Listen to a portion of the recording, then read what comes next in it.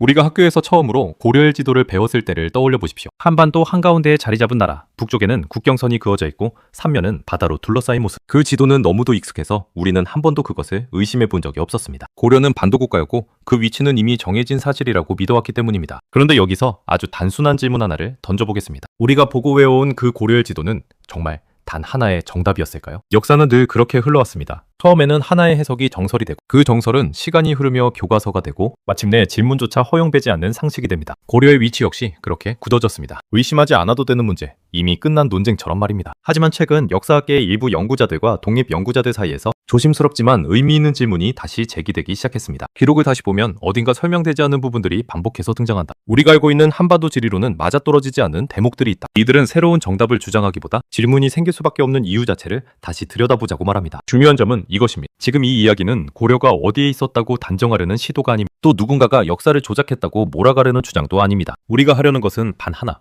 너무 오랫동안 질문하지 않았던 지점에 다시 질문을 던지는 일입니다. 중국의 정사, 고려를 직접 방문한 사신들의 기록, 당시 사람들이 남긴 이동 경로와 풍경 묘사. 이 자료들은 놀라울 만큼 풍부하지만 동시에 우리가 배운 지리와는 묘하게 어긋나는 장면들을 남기고 있습니다. 그 어긋남은 오류일 수도 있고 해석의 문제일 수도 있으며 아직 풀리지 않은 역사적 빈칸일 수도 있습니다. 그래서 이 영상은 이렇게 시작합니다. 고려는 반도에 있었다 혹은 아니었다라는 결론에서가 아니라 왜 이런 질문이 다시 등장했는가라는 지점에서 말입니다. 이제부터 우리는 정답을 서두르지 않고 주류학계의 시선과 그에 대한 문제 제기를 함께 살피며 사료가 실제로 무엇을 말하고 있는지 하나씩 따라가 보려 합니다. 그리고 그 여정의 출발점에는 우리가 너무도 당연하게 믿어온 그 한 장의 지도가 있습니다. 과연 그 지도는 고려의 전부를 담고 있었을까요? 고려의 위치를 둘러싼 이 질문은 어느 날 갑자기 누군가의 상상에서 튀어나온 것이 아닙니다. 그 출발점은 아주 오래된 문, 그리고 우리가 이미 알고 있다고 생각했던 기록 속에 숨어 있었습니다. 가장 먼저 주목받은 것은 중국의 정사와 외교 기록, 그리고 고려를 직접 방문했던 사신들이 남긴 생생한 여행기였습니다. 이 기록들은 단순히 고려가 존재했다는 사실을 말하는 데서 그치지 않고 어디를 지나서 갔고 무엇을 보았으며 어떤 풍경을 마주했는지를 놀라울 정도로 구체적으로 적어두었습니다. 문제는 바로 그 지점에서 시작됩니다. 사신들이 이동했다고 적은 경로, 머물렀다고 기록된 장소, 그들이 묘사한 강과 산, 항구와 도시의 규모가 우리가 알고 있는 한반도의 지형과 완벽하게 겹쳐지지 않는 순간들이 반복해서 등장했기 때문입니다. 예를 들어 기록 속 고려의 관문은 대형 선박이 수시로 드나들 수 있을 만큼 깊은 수심을 갖추고 있었고 수백, 수천 척의 배가 동시에 머물 수 있는 항만 시설을 전제로 설명됩니다. 또 고려의 수도로 향하는 길은 넓은 수로와 평야를 따라 이어졌다고 적혀 있습니다. 이 지점에서 일부 연구자들은 조심스럽게 묻기 시작합니다. 우리가 상정한 지리 조건으로 이 묘사가 가능한가? 이 질문은 곧 또 다른 기록들과 연결됩니다. 당시 고려에서 재배되었다고 기록된 작물, 사신들이 언급한 기후와 풍토, 그리고 장기간 체류하며 겪었다는 자연환경의 특징들. 이 모든 요소들이 하나하나 놓고 보면 설명 가능해 보이지만 전체를 종합하면 점점 더 큰 의문이 생기기 시작합니다. 중요한 점은 이 의문이 곧바로 기존 학설을 부정하는 결론으로 이어지지는 않았다는 사실입니다. 오히려 주류학계 내부에서도 기록 해석에 더 신중해야 한다. 지리적 비정이 지나치게 단순화되어 왔다는 문제 제기가 꾸준히 존재해왔습니다. 다만 그 목소리들이 대중적으로 알려지지 않았을 뿐입니다. 이 논쟁은 지금도 진행 중입니다. 누군가는 기록의 과장과 상징성을 강조하고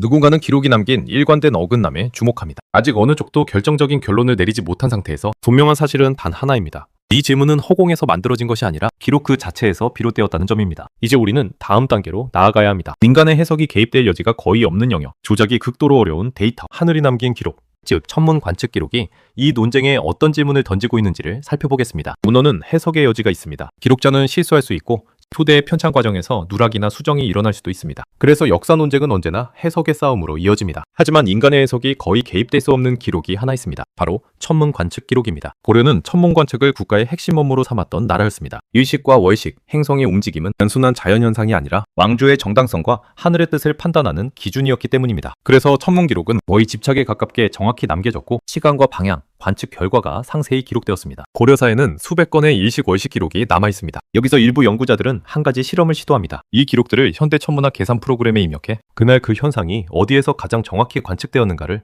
역산해 본 것입니다.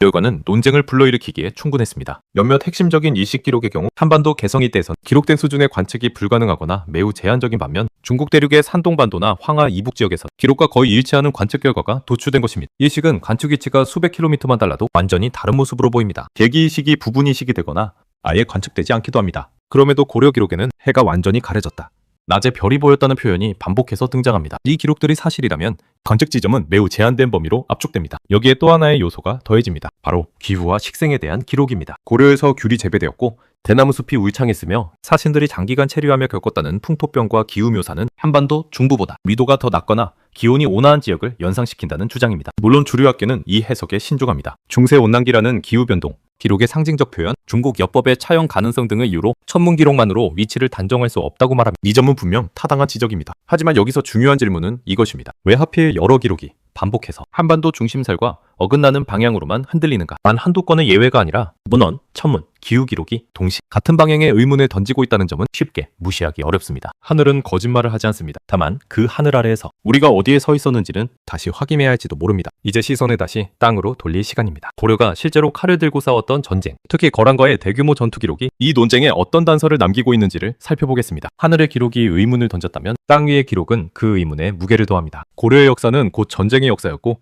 그 중에서도 거란과의 전쟁은 국가의 존망을 건 총력전이었습니다. 그렇다면 한 가지 질문을 던질 수 있습니다. 과연 그 전쟁은 어디에서 벌어졌는가? 우리는 교과서를 통해 거란과 고려의 전쟁, 한반도 북부 일대의 국지전으로 배워왔습니다. 하지만 전쟁 기록을 세밀하게 들여다보면 공간의 감각에서 묘한 어긋남이 드러납니다. 방감찬 장군이 맞섰던 거란의 침공군은 10만 대군이었습니다. 당시 기준으로 이는 단순한 원정대가 아니라 제국의 정예 기병이 총동원돼 전략적 결전병력이었습니다. 이 정도 규모의 기병을 운용하려면 넓은 평원, 안정적인 보급로, 그리고 장기간 주둔이 가능한 공간이 필요합니다. 하지만 한반도 북부의 지형은 급격한 산악과 협소한 이동로가 대부분입니다. 수만 마리의 군마가 동시에 이동하고 대규모 병력이 기동전을 펼치기에는 지리적으로 불리한 조건이 많습니다. 이 때문에 일부 연구자들은 전쟁 기록 속 공간 감각이 한반도보다 대륙의 평원 지형에 더 가깝다는 문제를 제기해왔습니다. 특히 귀주대첩의 기록은 이 논쟁의 중심에 있습니다. 전투가 벌어진 장소의 지형 묘사, 강과 평야의 배치, 군대의 이동거리와 시간은 이호와 서쪽이나 중국 하복성 일대의 지형과 더 잘 맞아떨어진다는 분석도 존재합니다. 여기에 더해 서희가 단판으로 확보했다는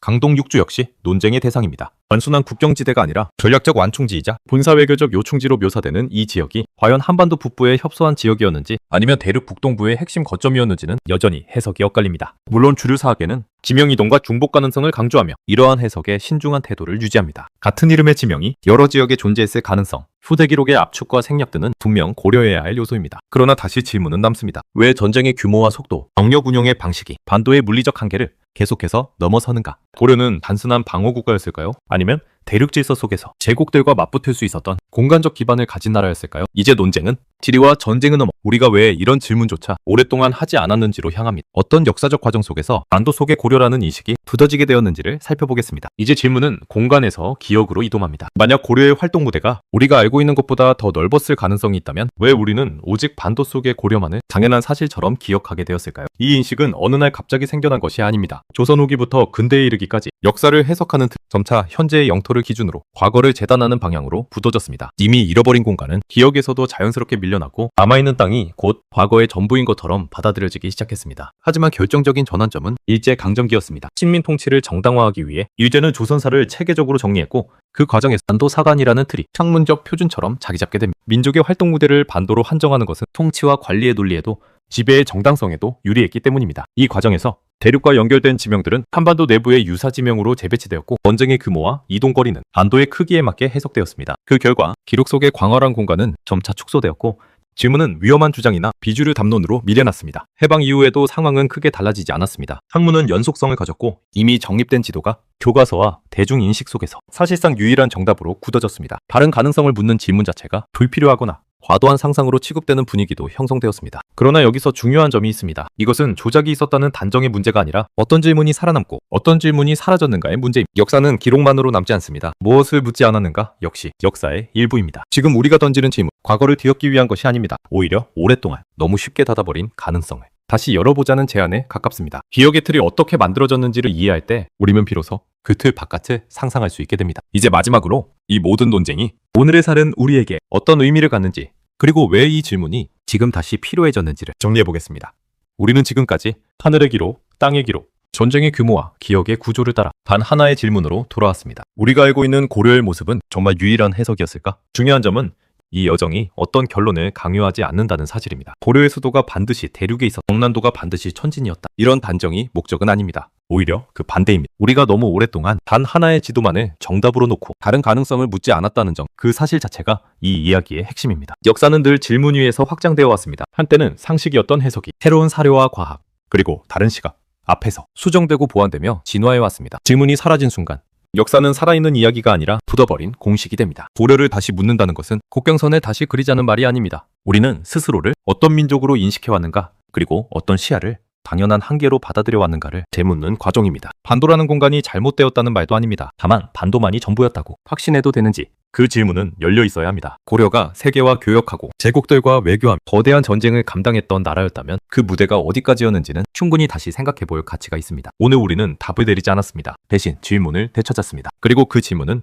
지금 이 영상을 보고 계신 여러분의 몫으로 남겨두고자 합니다. 여러분은 어떻게 생각하십니까? 고려의 활동 무대는 정말 우리가 배운 그 반도 아니었을까요? 아니면 아직 다 보지 못한 더 넓은 세계가 있었을까요? 여러분의 생각을 댓글로 남겨주시면 다음 이야기에서 함께 이어가겠습니다. 그리고 이처럼 우리가 너무 당연하게 믿어온 역사, 다시 질문하는 이야기가 의미 있었다면 구독과 좋아요는 사랑입니다. 다음 화에서 이 논쟁을 둘러싼 주류 사학계의 반론과 그 반론이 왜 나왔는지까지 정면으로 다뤄보겠습니다. 지금까지 고려의 위치, 왜 다시 질문하는가 1화였습니다. 끝까지 함께 해주셔서 감사합니다.